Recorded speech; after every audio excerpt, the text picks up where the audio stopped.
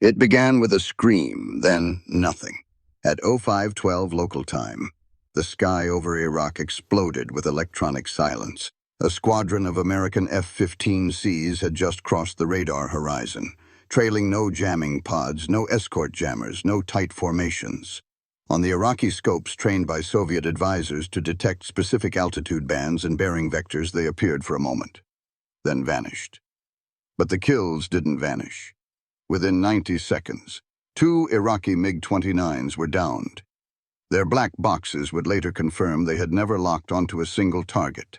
One had managed to fire a short-range missile blindly, desperately. It never came close. The American fighters had engaged from 40 miles out.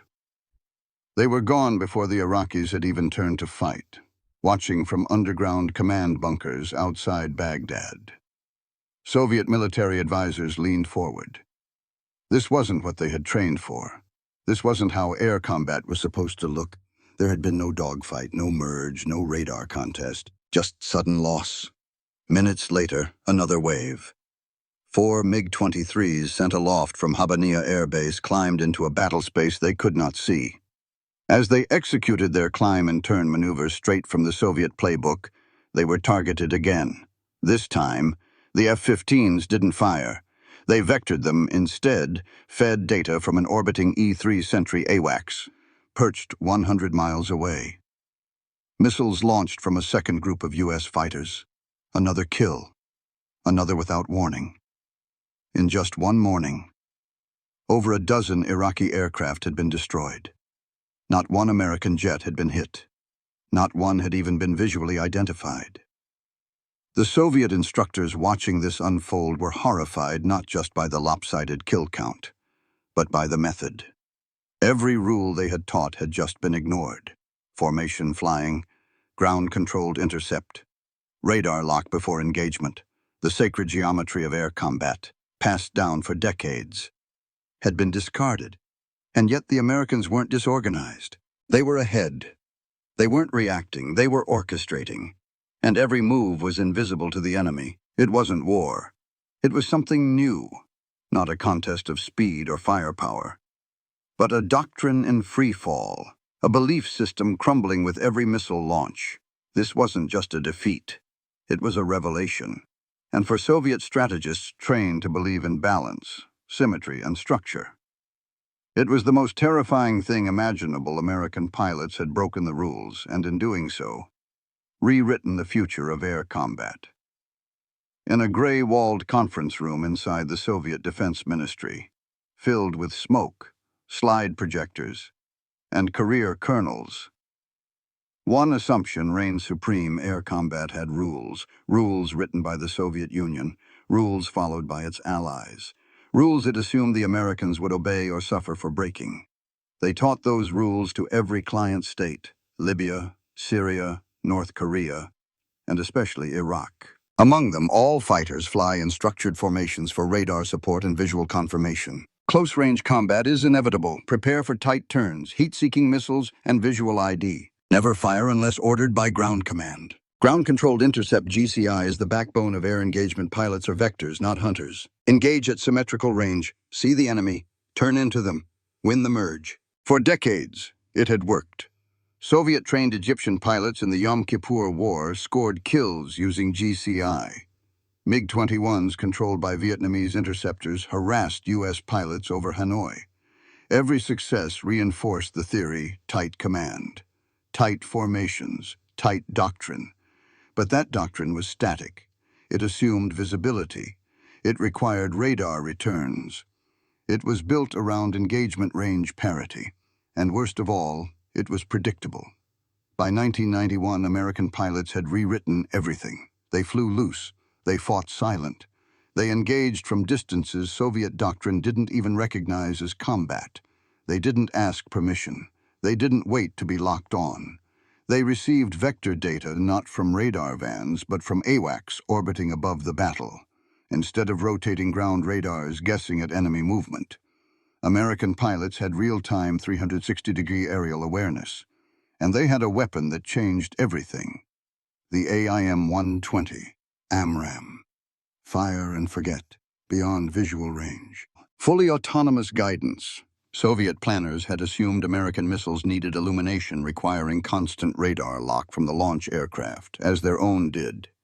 But AMRAAM needed only initial data. After that, the missile flew its own war, which meant one thing American pilots could shoot before they were even seen. That reality hadn't entered Soviet war games. Their scenarios all began with merge visual contact, maneuvering, lock on. Now, merge was death. Waiting to see was suicide. Turning in for a dogfight meant you'd already lost. But in the room of assumptions, none of this had yet sunk in. Instead, they watched the Baghdad tapes in stunned silence. Why didn't the Iraqis lock on? Why didn't the formations engage? Why are they flying solo? Because the enemy wasn't playing their game anymore. The Americans weren't flying by Soviet rules. They had written new ones. And the Soviet system doctrine, radar, missiles, command was still playing chess, while the Americans were landing knockout punches from over the horizon. Soviet air doctrine was not designed, it was forged, over decades of high-stakes calibration against NATO. It was built on the hard lessons of MiG dogfights in Korea, SAM ambushes in Vietnam, and thousands of hours simulating war with the West. And it had one central belief: control equals survival. Every Soviet-trained pilot was an extension of a larger system, part of an aerial organism guided by radar eyes on the ground, relayed through command bunkers, and dictated by formation logic. Air combat wasn't a brawl. It was a chessboard, with GCI ground-controlled intercept operators moving their pieces into calculated traps. The structure went like this. Fighters flew in 2 or 4 ship formations for visual coverage.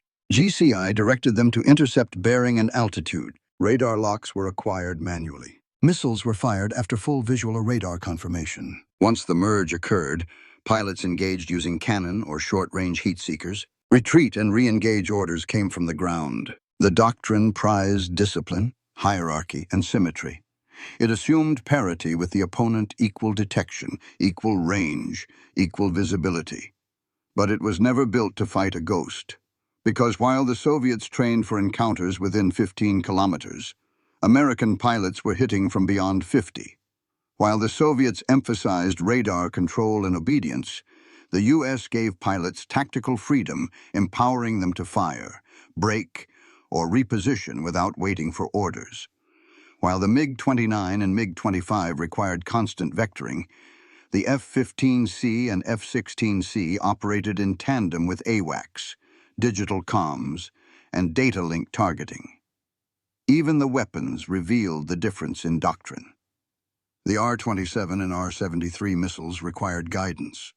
Soviet pilots had to maintain lock, making them vulnerable during engagements. The AIM-120 didn't. Fire once, maneuver freely. The missile hunted alone. This changed everything.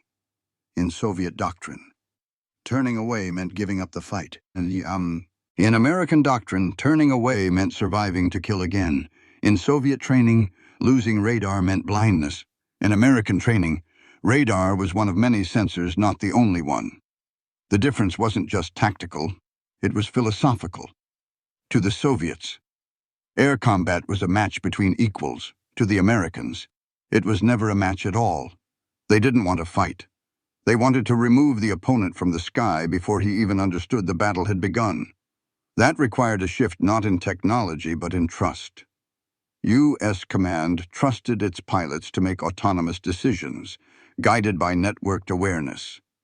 The Soviet system, by contrast, required micromanagement. And that dependence on control became a weakness the moment the Americans stopped playing by the script. Baghdad exposed this break not gradually, but instantly. Soviet doctrine had prepared Iraq's air force to fight. But they were never given the fight. They were just eliminated, one by one, by pilots who didn't ask for permission, didn't wait for radar, and didn't follow the rules. The first impossible event occurred at precisely 05:15 a.m. on January 17, 1991. 2 Iraqi MiG-29s, top-of-the-line Soviet exports, scrambled from Al-Taqadum Air Base west of Baghdad. trained under Soviet advisors. They carried a mix of R-60 and R-27 missiles. Their radar screens were clear. Their GCI controllers fed them vectors. Their formations were tight. Then came the call targets inbound, 120 kilometers. What neither the pilots nor their ground controllers knew was that they were already within range not of Iraqi radar, but of the F-15C Eagles that had already locked them via AWACS targeting data. At 105 kilometers, the first AIM-120 AMRAAM was fired. The MiG-29 pilot never knew. No radar warning, no missile trail, no tone, just silent, invisible death from the edge of physics. By the time the MiG's radar operator called out locking target, his aircraft had already been turned into a fireball at 40,000 feet. The wingman, stunned, broke formation, instinctively a violation of Soviet air combat doctrine. That moment of hesitation sealed his fate. A second AMRAAM tracked him independently, guiding not from a launch aircraft, but from inertial data and onboard radar. Another explosion. 2 kills. 0 return fire. This wasn't just a technical victory, it was a doctrinal implosion. Soviet theory insisted that successful interception required visual or radar contact before launch. Their models had never accounted for fire before detection. The concept violated the sequence they had built entire defense networks around. Back in Baghdad, Soviet advisors were watching the battle unfold in real time via command feeds. The ground operators shouted that the MiGs had no radar lock before death. One technician reportedly whispered, "They were dead before they saw the battlefield." This singular moment sent a wave of confusion through the bunker. If an aircraft can be eliminated before it's even aware of the threat, before radar, before visual, before communication, then what value does doctrine hold? It wasn't just that the F-15 had fired earlier. It had decided the engagement unilaterally, without radar lock from the target, without returning fire, without approval from higher command. That moment killed more than 2 MiGs. It killed the Soviet model.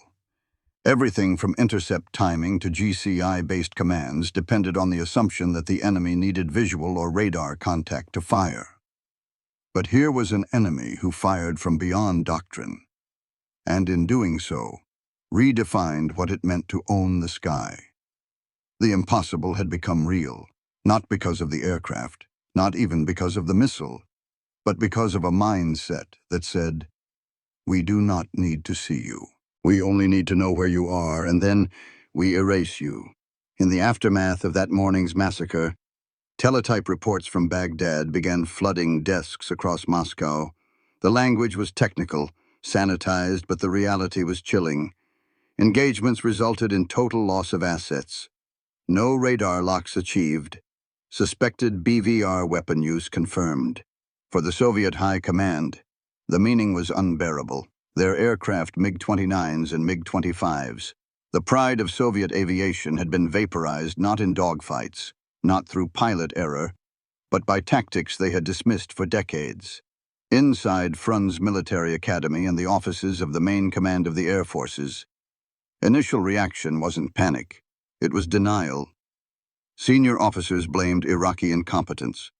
They cited poor pilot training, inconsistent discipline, and unreliable execution. They labeled Iraq's air command as disorganized, their formations sloppy, their pilots under-equipped. But in the corridors, whispers told another story. These weren't rookies. Many of the Iraqi pilots who had been shot down had trained in Crimea and Orenburg. They had flown hundreds of hours in Soviet formations, aced combat simulations, and had full access to the MiG-29's most advanced weapon systems. And still, they never fired a shot. Some generals suggested the Americans were exaggerating. Others said it was electronic warfare.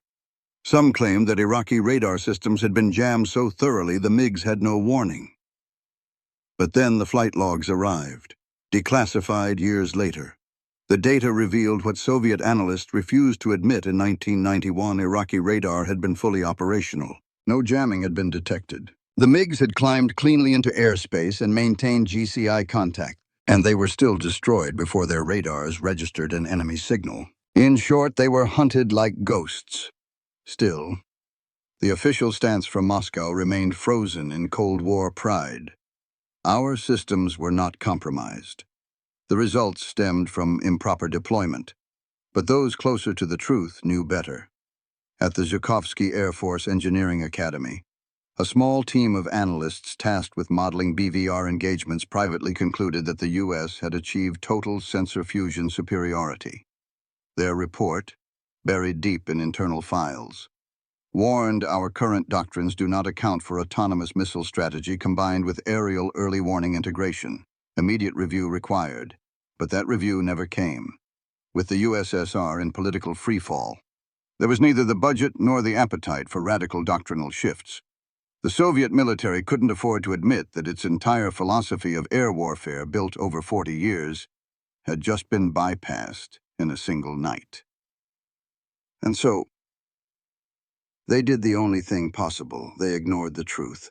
Because admitting it meant accepting that the sky had changed, that the rules they had written were no longer followed. That war was no longer a contest of bravery and formation.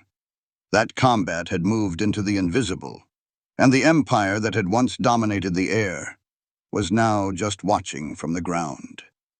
As the shock from the opening days of Desert Storm rippled through Soviet defense circles, an early theory took hold. It was simple, comforting, and completely wrong.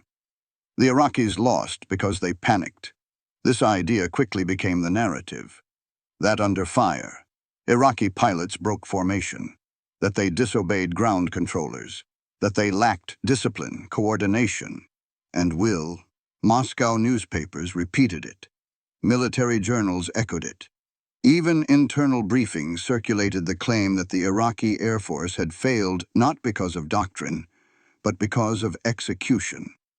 It was easier that way. Easier to blame nerves. Easier to blame chaos. Easier than confronting the fact that the enemy had rewritten the rules. But the truth was more uncomfortable, because Iraqi pilots had followed Soviet training.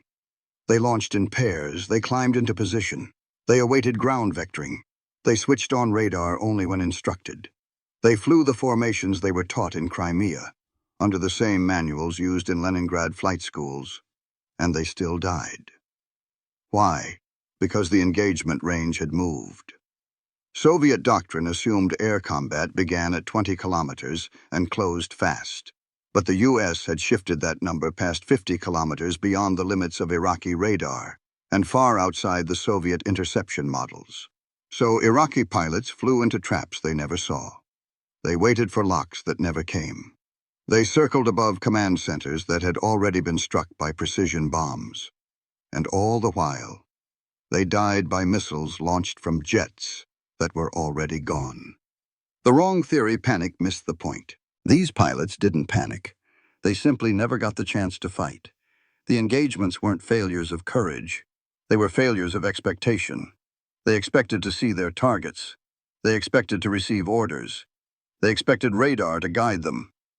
But the battlefield had changed, and doctrine hadn't kept up. Soviet instructors watching the losses unfold in real time felt the disconnect viscerally. One was recorded in a classified debrief as saying, "It was not a dogfight. It was not a contest. It was subtraction." The American strategy wasn't just superior, it was unfamiliar. And when you don't understand the enemy's playbook, you can't win the game. The wrong theory lingered for months. But for those who saw the truth in radar logs and pilot debriefs, it was undeniable the Iraqis didn't break discipline. They followed every rule they were given, and that was the real problem. When the panic excuse began to fray under scrutiny, a second theory emerged, more technical, but just as flawed. The Americans won because their planes were simply better. This, too, was seductive. The F-15C was newer, faster, more advanced. Its radar, the AN/APG-63, had longer reach than the MiG-23s. Its missiles, especially the AIM-120 AMRAAM, were decades ahead in reliability and autonomy. And the support package AWACS, GPS, digital links was something no Soviet export platform could match. On paper, it looked like a simple technological mismatch. So the theory took hold in Moscow's defense industry. We didn't lose because our tactics were wrong. We lost because our hardware was outpaced. It was an appealing narrative for generals and engineers alike. One that didn't require tearing up doctrine. One that could be fixed with budgets, blueprints, and production schedules. But again, it wasn't true. Because Iraqi pilots also flew MiG-29s, a fourth-generation fighter that, in theory, rivaled the F-16 and even the F-15 in close combat. The MiG-29 had helmet-mounted sights, high off-bore sight missile capability, superior thrust-to-weight ratio. And it still died. Again and again. Worse. It never scored a single confirmed air-to-air kill, even when flown by elite, Soviet-trained pilots. If technology was the deciding factor, the MiG-29 should have been competitive. But it wasn't. Because the real gap wasn't in the hardware. It was in how the hardware was used. The Americans didn't just have better radar, they had a networked system. Their fighters received targeting data from AWACS, satellites, and ground stations fusing multiple sensor platforms into one lethal picture. Their missiles weren't just fast, they were unleashed with autonomy, allowing pilots to break lock, reposition, and fire again. And most importantly, their pilots weren't following a script. They were making real-time decisions, empowered by training and trust. That was the true shock to Soviet analysts. Not that U.S. planes flew differently, but that U.S. pilots fought differently. The MiG-29 had power, agility, and weapons, but its doctrine kept it on a leash bound to ground command, to radar visibility, to formation structures that couldn't survive in a world where the enemy didn't need to see you to kill you. American air combat, in 1991, was already operating in a post-visual era, and no amount of hardware could compensate for doctrine built around a battlefield that no longer existed. This second theory, they had better jets, wasn't just wrong. It was a distraction, because it told the Soviet military what it wanted to hear: build faster planes, bigger missiles, better radar. But what they needed to hear was this: you're fighting the wrong war. The greatest danger in warfare is not the enemy you see, it's the one you think you understand. And by 1991, Soviet intelligence believed it understood American air combat doctrine down to the decimal. They had the technical specifications of U.S. fighters. They knew the radar ranges, missile loadouts, and sortie endurance of the F-15, F-16, and even the then mysterious F-117. They had studied mock battles from Vietnam, red flag exercises, and NATO deployments. Their models, built on thousands of data points, projected one consistent scenario. If war broke out, Soviet-trained pilots would meet American jets in symmetrical engagements and win through aggression, numbers, and superior missile tracking. But the models were wrong. What Soviet planners had missed wasn't a weapon. It was a shift in philosophy.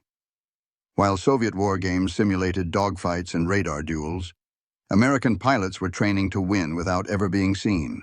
While Soviet missiles required guidance, the U.S. was deploying fire-and-forget systems. While Soviet pilots waited for vector commands from GCI towers, American pilots acted with full tactical autonomy, informed by live data from AWACS, satellites, and other aircraft. This wasn't just a gap, it was a blind spot. And Soviet intelligence had walked right into it. There had been warnings. Captured after-action reports from U.S. exercises hinted at distributed command tactics. AWACS activity during NATO maneuvers showed alarming coordination. Technical leaks suggested the AIM-120 was not just theoretical, it was operational. But none of it made it into the doctrine. Why? Because Soviet intelligence and the generals who shaped strategy refused to believe that American combat could operate without hierarchy, without ground control, without tight formations and radar locks. They believed the Americans were exaggerating, that beyond visual range combat was too risky, too unreliable, that no military would fire missiles without visual confirmation. So they dismissed the evidence. The MiG-31, the only Soviet aircraft capable of true BVR engagements, was seen as an outlier, not a blueprint. Its doctrine remained rigid, its engagement rules cautious. And then the Gulf War came, and U.S. pilots did everything Soviet war models said was impossible. They fired first. They never entered visual range. They operated independently. They killed without ever being tracked. Soviet engineers scrambled to adjust. Experimental passive radars were dusted off. New protocols were drafted for infrared targeting, signal triangulation, and counter-stealth tactics. But it was too late. In a war that lasted just weeks, the U.S. had exposed decades of incorrect assumptions, not because they had better intelligence, but because they had stopped assuming the enemy would follow the same rules. Soviet intelligence failed not for lack of data. It failed because it trusted the wrong paradigm. And by the time they realized it, the battlefield had already changed, permanently. If the Gulf War exposed the cracks in Soviet doctrine, it also unveiled the full power of a system the USSR never truly understood: the American air dominance machine. It wasn't a single aircraft. It wasn't a specific missile. It was a network, a doctrine of distributed information, trust, and surgical autonomy. At the center was AWACS' airborne warning and control system, orbiting far from combat zones. The E-3 Sentry could track hundreds of aircraft, feed data directly to fighters, and coordinate strikes across vast distances. Soviet systems required radar vans and tower-based GCI. The U.S. had put its eyes in the sky and gave those eyes to every pilot. Then came the fighters' F-15Cs and F-16s, equipped not just with powerful radars, but also data links. That meant one aircraft detecting a target could share that information instantly with the rest. Targets didn't need to be seen. They were known. Pilots didn't rely on guesswork, they had precision. And then came the weapons, particularly the AIM-120 AMRAAM. This missile didn't just extend range, it changed behavior. It allowed fighters to fire and turn away, breaking Soviet rules of lock-on engagement. It forced enemy aircraft to defend before they knew they were under threat. It enabled U.S. pilots to control the tempo, dictating when and where battles occurred. But the secret ingredient wasn't hardware, it was doctrine. U.S. air combat training under the Red Flag program had focused on decision-making under chaos, simulated electronic warfare, emphasis on initiative. Pilots were encouraged to act, not wait, to trust their judgment, to execute without permission when needed. This was the inverse of the Soviet model. Soviet pilots flew by diagram. American pilots flew by intent. One relied on instruction, the other relied on adaptation. So when the war began, American pilots didn't just outfly their opponents, they outthought them. Every part of the U.S. system was built around fluidity. AWACS replaced ground-based radar. Satellite data replaced static maps. Real-time communication replaced rigid hierarchy. Fire and forget replaced wait for visual. It created a battlefield where decision cycles were seconds, not minutes.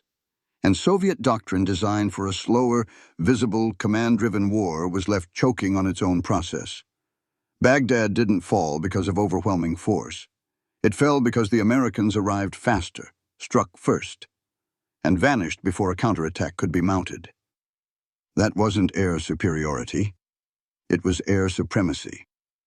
And for Soviet strategists watching it unfold, officers raised on interception timelines, missile lock ratios, and radar cone coverage, it was like watching a world end, because this wasn't just an evolution in combat, it was a revolution in thought.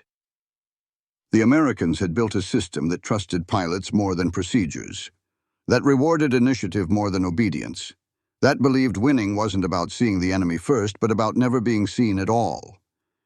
And in 1991, that system didn't just beat Soviet doctrine. It rendered it obsolete. They called it the highway of death. At first glance, it looked like a ground battle, a retreating Iraqi convoy, stretching miles along Highway 80 between Kuwait and Basra. Trucks, tanks, personnel carriers, even stolen civilian vehicles.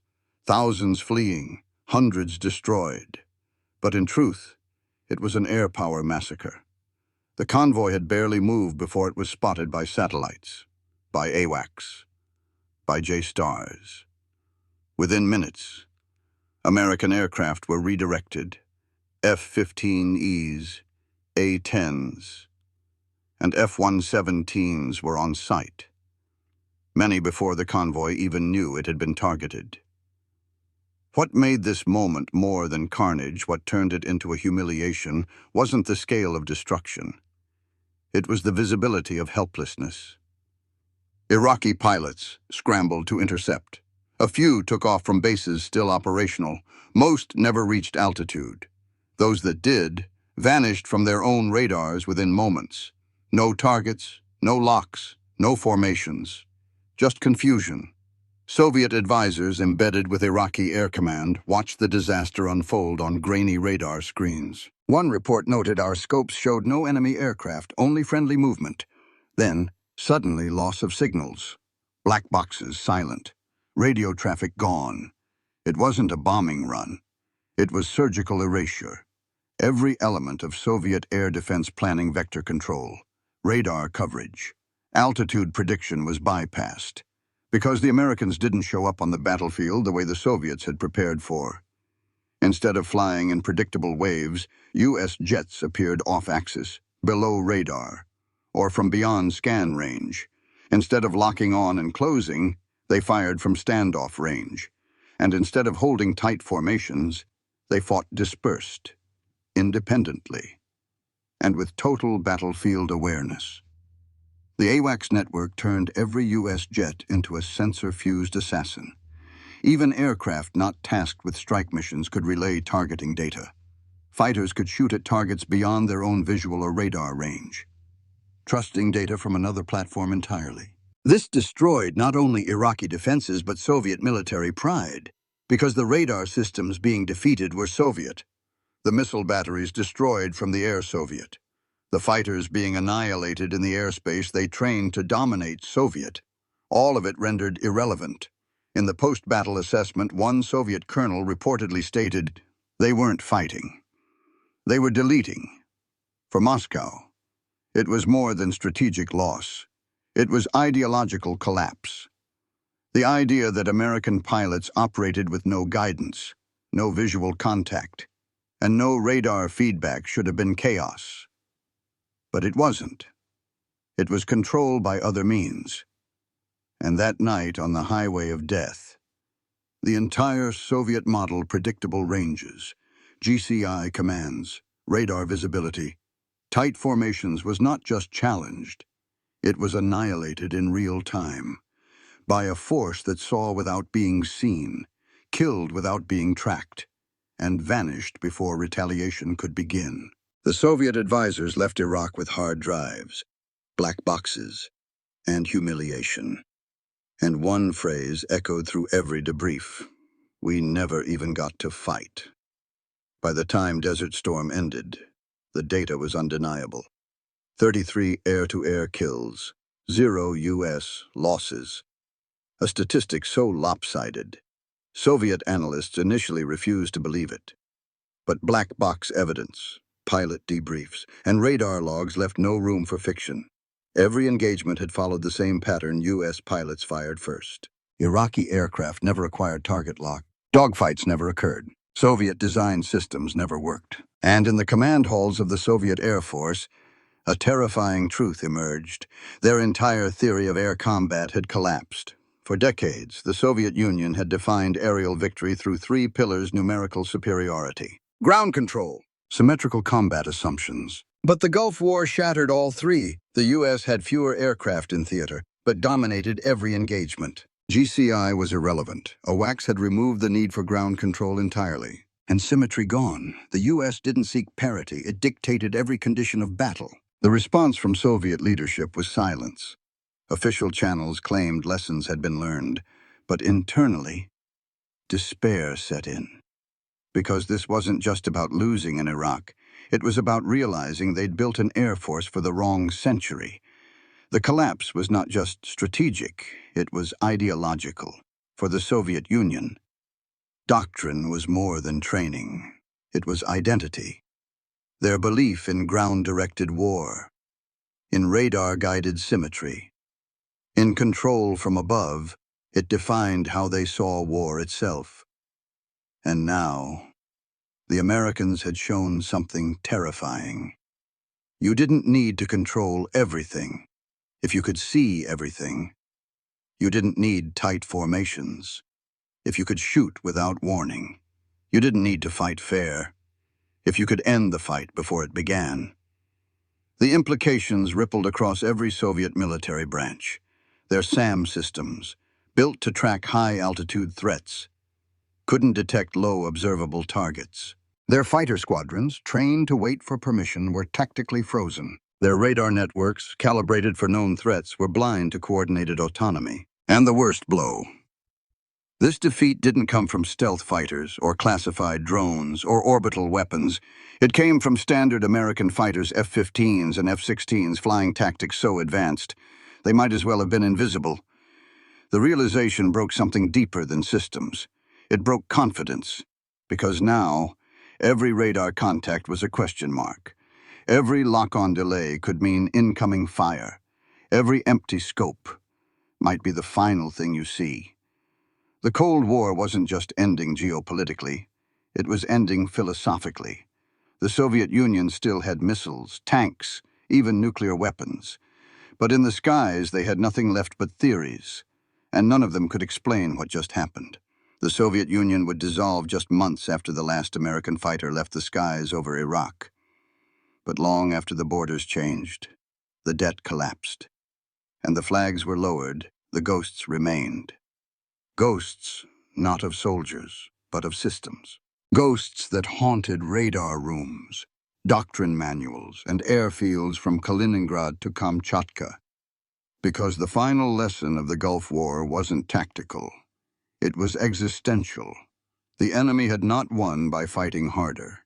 He had won by thinking differently.